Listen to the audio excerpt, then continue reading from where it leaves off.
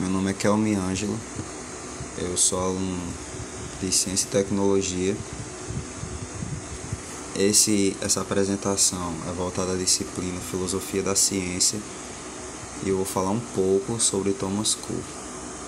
Peço desculpas desde já por não iniciar a gravação mostrando meu rosto, mas mediante os recursos que estão disponíveis no momento, estou apenas com o uso do celular e o programa que eu encontrei não permite gravar o rosto e a apresentação da tela, então eu peço desculpas desde já. Inicialmente temos o roteiro, onde eu selecionei o que para mim são os principais pontos em relação a Thomas Kuhn e toda a sua vida, todas as suas obras e construções. Então, inicialmente nós temos quem foi Thomas Kuhn, sua biografia. Logo em seguida, as principais obras e relevâncias em relação ao próximo tópico, que é o que é o princípio paradigmático. Logo em seguida, eu tratarei sobre o ciclo de Kuhn, onde retrata a ciência normal, a crise e a revolução científica.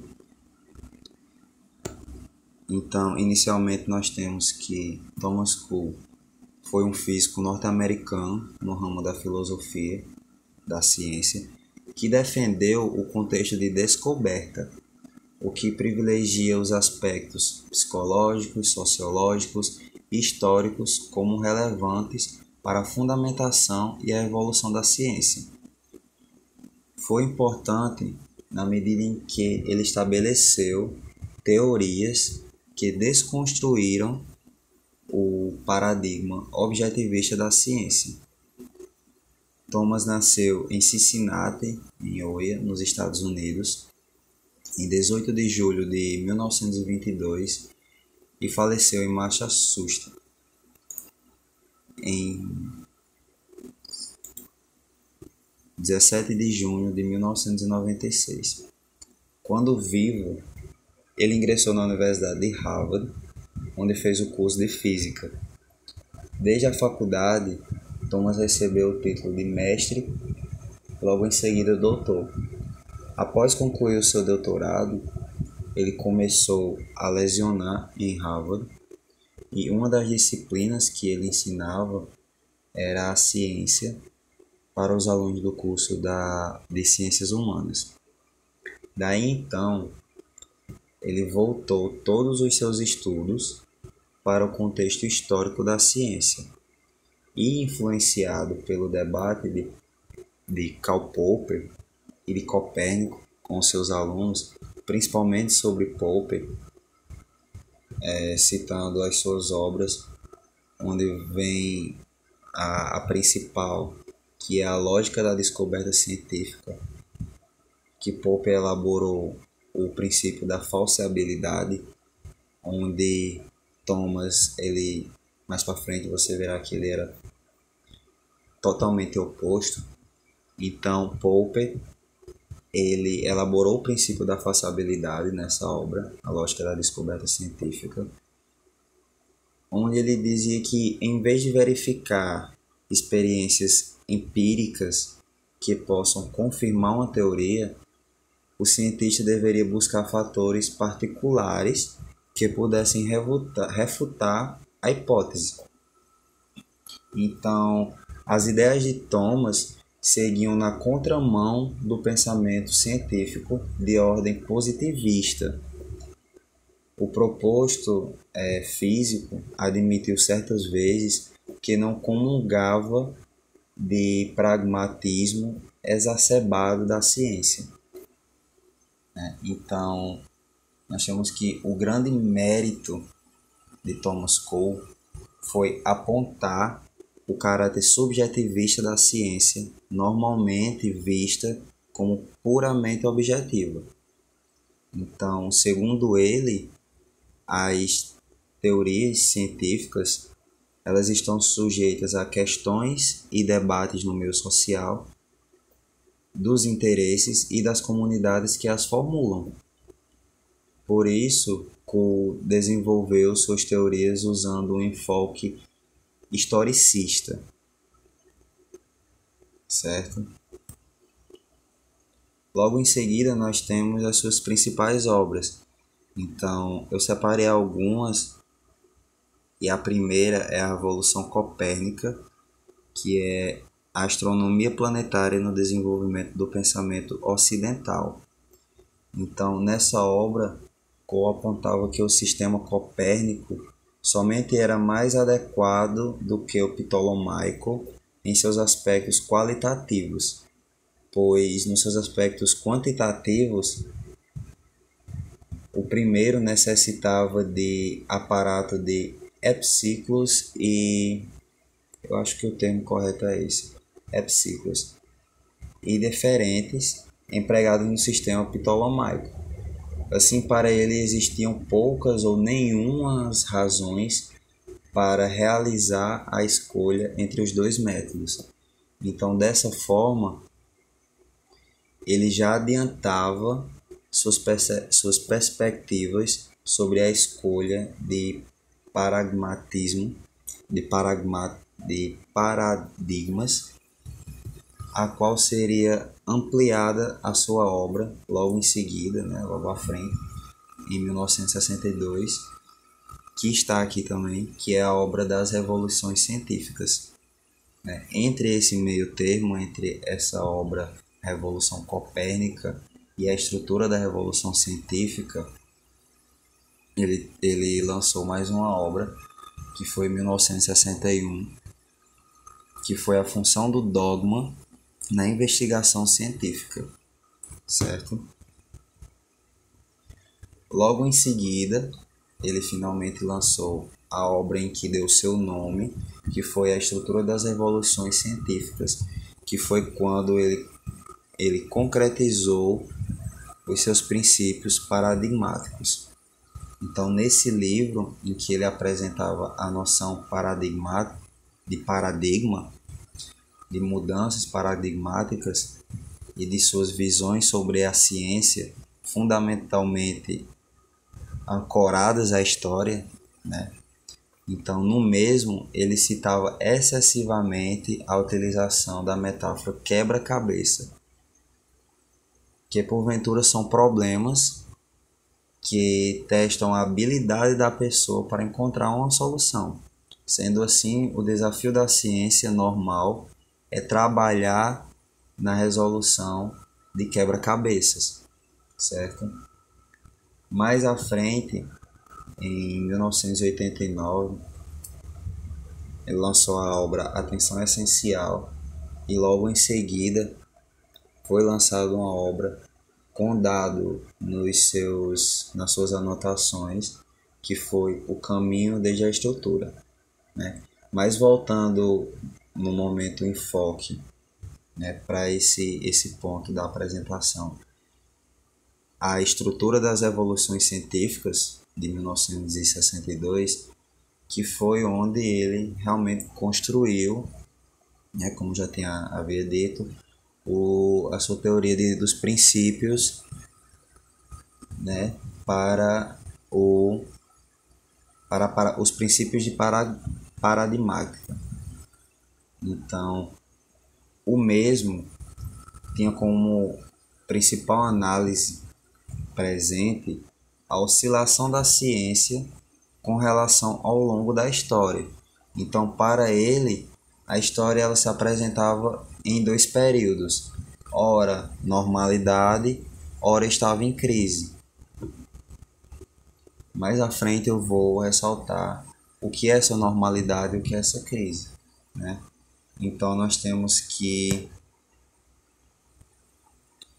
todas as abordagens feitas por ele partiam no princípio de paradigma, que para Kuhn significava um exemplar ou um modelo, ou seja, filosoficamente é uma representação de um padrão a ser seguido. baseado em uma teoria, um conhecimento que origina o estudo de um campo científico, sendo o paradigma o que coordena e dirige a atividade de um grupo de cientistas que nele trabalha, incluindo também os instrumentos, né, que são necessários para tornar verídico o paradigma. Então, para Cole, o entendimento de paradigma tem uma base historicista, ou seja, a ciência deixa de ser vista de forma ampla e generalizada pela comunidade científica e passa a depender de um período datado na história. Então, sendo assim, ele baseia os conhecimentos para resolver problemáticas presentes a partir de metodologias ou experimentações já realizadas e comprovadas por cientistas, né? Então, para Thomas, a ciência se desenvolvia de forma de ciclo, cuja sua formação consiste na criação e no abandono de paradigmas adotados pela comunidade científica específica, certo? Então, nós temos que esse ciclo ele foi dado em algumas fases. A primeira dela é a ciência normal, certo? Que de acordo com ele, mais à frente, eu vou citar, ela é definida, ela é classificada, na verdade ela tem 3 tipos de classificações para a constituição da ciência normal, certo? Logo em seguida tem as anomalias, após a crise, a revolução extraordinária é a revolução da ciência, certo?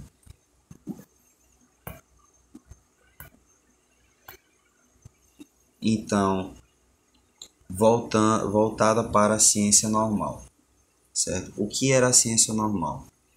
Era onde, depois de estabelecer um paradigma, haveria um período histórico em que os cientistas desenvolveriam as noções e problemas a partir do paradigma adotado. Então, esse era o período no qual se acumulam descobertas, um período de estabilidade de opiniões a respeito de pontos fundamentais já ocorridos na história. Daí vem, né, que de acordo com Thomas, existem 3 classificações para a constituição da ciência normal. A primeira é a determinação do fator significativo, ou seja, as construções teóricas e práticas a respeito da lei da natureza. O segundo ponto é a articulação da teoria, né? É o momento em que se resolve as ambiguidades e os problemas. E por último, é a harmonização dos fatos com a teoria, ou seja, é a união de ambos, certo? Então, esse é o primeiro ponto do ciclo, essa é a primeira fase. Quando chega no ponto em que o paradigma ele não consegue mais ser solucionado, né? O paradigma não consegue mais solucionar o problema, ou seja, ele é questionado, entra na fase da anomalia, né? Então, nesse ponto, o paradigma ele não abandonou, ele não é abandonado ou ele ainda não é reformulado. A comunidade científica ela se mobiliza, ela se junta para tratar essa problemática como uma anomalia, que ocorre o quê? Quando esse ponto é sinal de que iniciou uma transição para o surgimento de novas teorias e, consequentemente, o desenvolvimento de novas ciências, de uma nova ciência normal, certo? Então, esse é o ponto da anomalia. Ele é um ponto muito importante, por quê? Porque a partir dele inicia-se uma transição de novas teorias, de novos conhecimentos, de novos saberes. Por isso que esse ponto é um ponto muito importante. Após esse ponto, que pode durar vários anos, né, A partir do momento em que os cientistas não conseguem resolver essa problemática de fato com o paradigma comumente usado, né, entra no terceiro estágio, que é de crise. Então, a partir do momento em que a comunidade não consegue mais resolver essa problemática, né, com os fundamentos teóricos já existentes, eles criam novos paradigmas e daí inicia-se a nova fase, que é a ciência extraordinária, certo? Voltando mais um pouquinho, quando eu falo anomalia e crise, elas estão interligadas. Por quê? Porque o fato de não conseguir resolver aquela problemática é o estágio de crise. E como é que eles saem do estágio de crise? Na fase das ciências extraordinárias, que é quando novos paradigmas são criados e ocorre aquela corrida para impor qual é o mais adequado para resolver aquela problemática em questão, certo? Então, após a tomada de decisão de qual é mais coerente para resolver essa problemática, entra a revolução da ciência, que é justamente um início do novo ciclo. Então, a partir da revolução da ciência, a partir do momento em que um paradigma ele é considerado como verídico para resolver aquela situação, já sai do estágio de crise e já entra no estágio de revolução científica.